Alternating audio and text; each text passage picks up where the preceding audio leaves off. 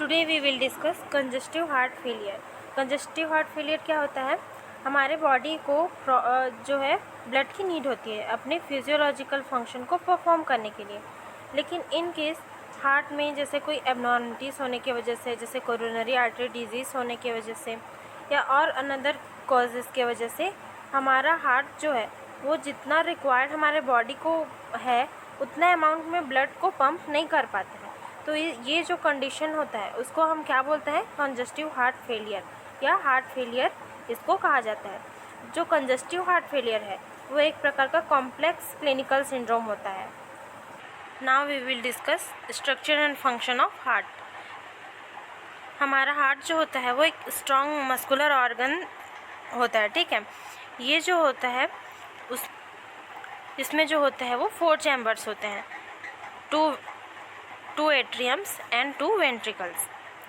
हमारा हार्ट जो है वो एक दिन में 1 लाख टाइम बीट करता है, ठीक है।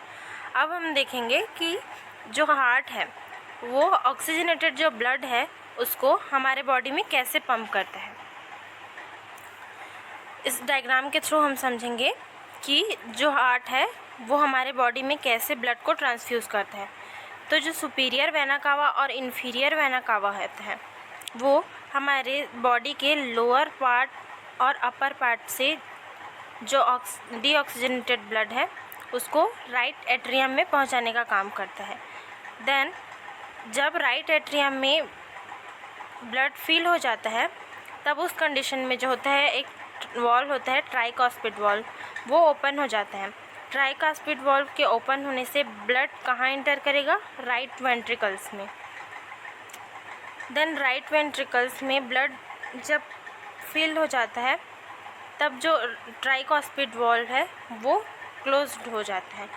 देन जो राइट वेंट्रिकल्स में ब्लड फिल हुआ है वो पल्मोनरी वॉल्व के थ्रू कहाँ जाता है? पल्मोनरी आर्टरीज़ में। और पल्मोनरी आर्टरीज़ जो ब्लड है उसको ऑक्सीजनेटेड होने के लिए कहाँ ट्रांसफ़र करता है? लंग्स में। देन लंग्स से क्या होता है? लंग्स में पहुंचने के बाद जो डीऑक्सीजनेटेड ब्लड है वो ऑक्सीजनेटेड होता है। Then oxygenated blood pulmonary veins के थ्रू लेफ़्ट एट्रियम में ट्रांसफ़र किया जाता है। देन लंग्स जो है ऑक्सीजनेटेड ब्लड को कहाँ ट्रांसफ्यूज़ करता है?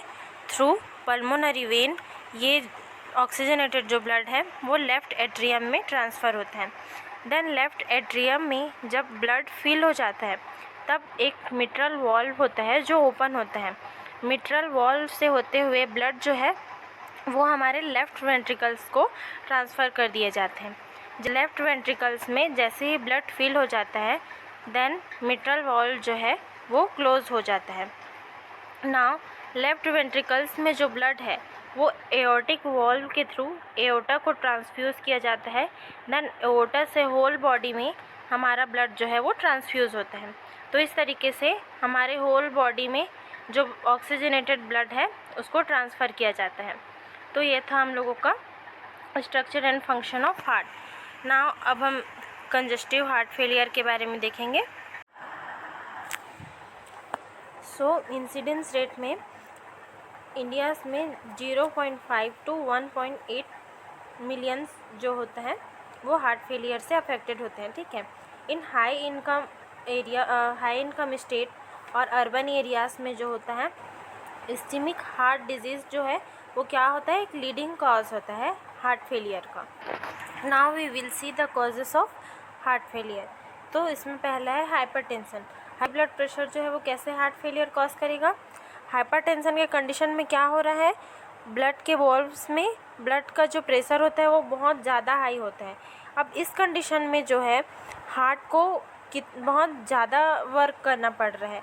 तो इस कंडीशन में क्या हो रहा है? ओवर टाइम अगर उसको हाई ब्लड प्रेशर है तो हार्ट को उसके ज़्यादा एक्स्ट्रा वर्क करना पड़ रहा है, एक्स्ट्रा फंक्शन करना पड़ जा रहा है हार्ट मसल्स को। तो इस कंडीशन में क्या हो जाता है? हार्ट के मसल्स या तो एकदम ज़्यादा स्टिफ हो जाते हैं या तो हार्ट मसल बहुत ज़्यादा वीक हो जाते हैं। तो इस कंडीशन में क्या होता है?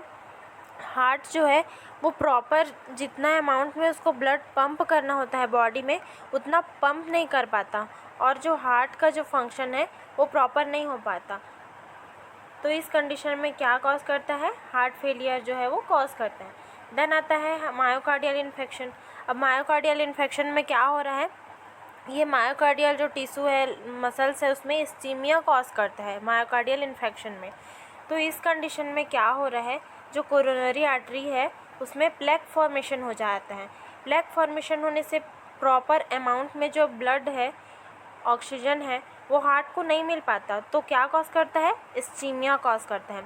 अब इस्कीमिया कॉज करने की वजह से हार्ट जो है वो प्रॉपर फंक्शन नहीं कर पाता, हार्ट के जो मसल्स हैं वो प्रॉपर फंक्शन नहीं कर पाते हैं, प्रॉपर कॉन्ट्रैक्शन नहीं हो पाता है, प्रॉपर रिलैक्सेशन नहीं कर पाता है।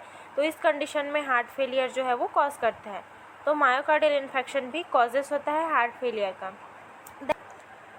Then cardiomyopathy. कार्डियोमायोपैथी में क्या हो रहा है, जो हार्ट के मसल्स होते हैं वो डायलेटेड हो जाते हैं और एकदम थिन और वीक हो जाते हैं।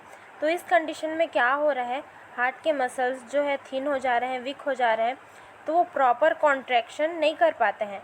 तो जो ब्लड है वो प्रॉपर अमाउंट में बॉडी को नहीं मिल पाता है। तो इस तरीके से ये जो है वो कंजस्टिव हार्ट फेलियर कॉज करता है। देन आता है coronary artery disease. Coronary artery disease जैसे कि उसमें जो कोरोनरी आर्टरी है उसमें फैट डिपोजिशन हो जाने के कारण से या प्लेक फॉर्मेशन हो जाने के कारण से वो जो होता है थिन हो जाता है कोरोनरी आर्टरीज जो है, तो वो जो है वो प्रॉपर जो ब्लड सप्लाई नहीं कर पाता है हार्ट में। तो इस कंडीशन में क्या होता है, प्रॉपर ब्लड नहीं मिल पाने की वजह से हार्ट को प्रॉपर ब्लड नहीं मिल पाने की वजह से हार्ट जो है वो प्रॉपर फंक्शन नहीं करता है, और ये कॉज करता है हार्ट फेलियर को। देन आता है कंजेनाइटल हार्ट डिफेक्ट। अब कंजेनाइटल हार्ट डिफेक्ट क्या होता है, जैसे एट बर्थ अगर कोई बेबी में कोई वॉल्व डिफेक्ट है, अगर हार्ट का कोई वॉल्व जो है उसका फॉर्मेशन प्रॉपर नहीं होता है तो वो क्या होता है, कंजेनाइटल हार्ट डिफेक्ट होता है। तो प्रॉपर वॉल्व की फॉर्मेशन नहीं होने की वजह से क्या होता है, हार्ट के जो वेंट्रिकल्स हैं उसमें उसका फंक्शन जो है वो बढ़ जाता है, उसको एक्स्ट्रा वर्क करना पड़ जाता है, जिसकी वजह से उसका जो वॉल्व्स हैं, जो वेंट्रिकल्स हैं, वो एक्स्ट्रा वर्क के कारण क्या होता है, उसमें वीकनेस आना स्टार्ट हो जाता है और वो प्रॉपर जो है वो फंक्शन नहीं कर पाते हैं। तो ये जो कंडीशंस हैं उसके वजह से ही हार्ट फेलियर जो है वो कॉज करता है, क्योंकि जो वेंट्रिकल्स है वो ओवर वर्क की वजह से प्रॉपर फंक्शन नहीं कर पाता है। ठीक है। देन आता है मायोकार्डियाइटिस। मायोकार्डियाइटिस में क्या हो रहा है, जो मायोकार्डियम लेयर होता है, मसल्स लेयर जो होता है हार्ट्स का, उसमें इन्फ्लामेशन हो जाता है। अब ये इन्फ्लामेशन क्यों हो रहा है, इन्फ्लामेशन जो है वो या तो वायरस की वजह से है या तो इन्फेक्शन है, इन सब की वजह से उसमें क्या हो रहा है, इन्फ्लामेशन हो जाता है। उसकी वजह से उनमें जो कॉन्ट्रैक्शन पावर है, उसका जो फंक्शन है वो प्रॉपर नहीं हो पाता है, जो हार्ट है उसका। तो ये क्या कॉज करेगा, हार्ट फेलियर कॉज करेगा। देन अभी करंट में कोविड-19 जो है, कोविड-19 की वजह से भी क्या कॉज करता है, मायोकार्डियाइटिस कॉज करता है, जिससे हार्ट फेलियर के चांसेस जो है वो बढ़ जाते हैं। देन आता है एबनॉर्मल हार्ट रिदम। अब एबनॉर्मल हार्ट रिदम में या तो हार्ट रेट इंक्रीज़ हो सकता है या तो हार्ट रेट डिक्रीज़ हो सकता है। अब बाय द वे, अगर हार्ट रेट जो है वो इंक्रीज़ हो रहा है तो हार्ट को बहुत ज़्यादा वर्क करना पड़ जाएगा ना, क्योंकि एक्स्ट्रा पंपिंग कर रहा है, वो एक्स्ट्रा बीट कर रहा है। तो इस कंडीशन में हार्ट के जो फंक्शन है वो बढ़ जाते हैं।